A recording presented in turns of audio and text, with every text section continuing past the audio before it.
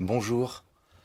Aujourd'hui, nous lisons dans l'évangile de Marc, chapitre 6, versets 7 à 13. En ce temps-là, Jésus appela les 12. Alors il commença à les envoyer en mission 2 par 2. Il leur donnait autorité sur les esprits impurs. Et il leur prescrivit de ne rien prendre pour la route, mais seulement un bâton. Pas de pain, pas de sac, pas de pièces de monnaie dans leur ceinture. Mettez des sandales. Ne prenez pas de tunique de rechange. Il leur disait encore, quand vous avez trouvé l'hospitalité dans une maison, restez-y jusqu'à votre départ. Seulement un bâton. Rien de trop. Jésus nous appelle et nous envoie pour annoncer son amour. Seulement, il nous dit expressément de partir à vide pour cette grande mission. Beaucoup seraient tentés de se préparer longuement, faire une école biblique, apprendre à témoigner en 3 points et 7 contre-arguments. Comprends-moi bien, je ne suis absolument pas contre l'étude et la préparation. Ce que Jésus veut nous dire, je crois, c'est que le sentiment d'assurance nous viendra de lui.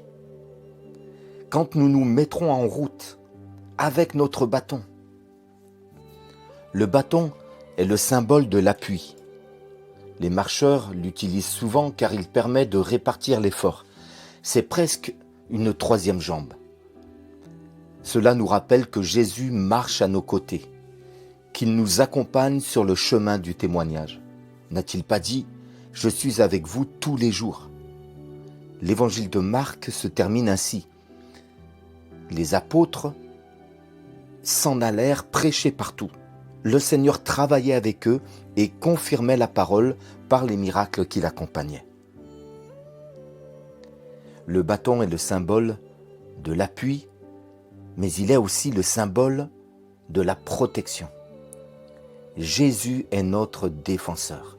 Il nous accompagne par le Saint-Esprit et nous donne les arguments par son inspiration. Ce sont les dons spirituels qu'il déverse sur nous. La fin de notre lecture du jour nous dit ceci. Si dans une localité on refuse de vous accueillir et de vous écouter, partez et secouez la poussière de vos pieds, ce sera pour eux un témoignage.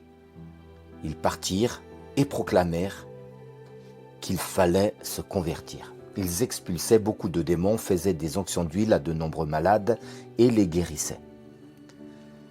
Jésus ici nous soulage même de toute responsabilité quant au résultat. Ils lui appartiennent. Notre seule charge est d'annoncer la bonne nouvelle de l'amour de Dieu manifesté en Jésus. Sois béni aujourd'hui et fais-moi savoir comment le Seigneur t'a permis d'être un témoin en ce jour. À bientôt. Si cette méditation t'a encouragé, pense à la partager autour de toi. Pour nous retrouver chaque jour, abonne-toi et active la cloche.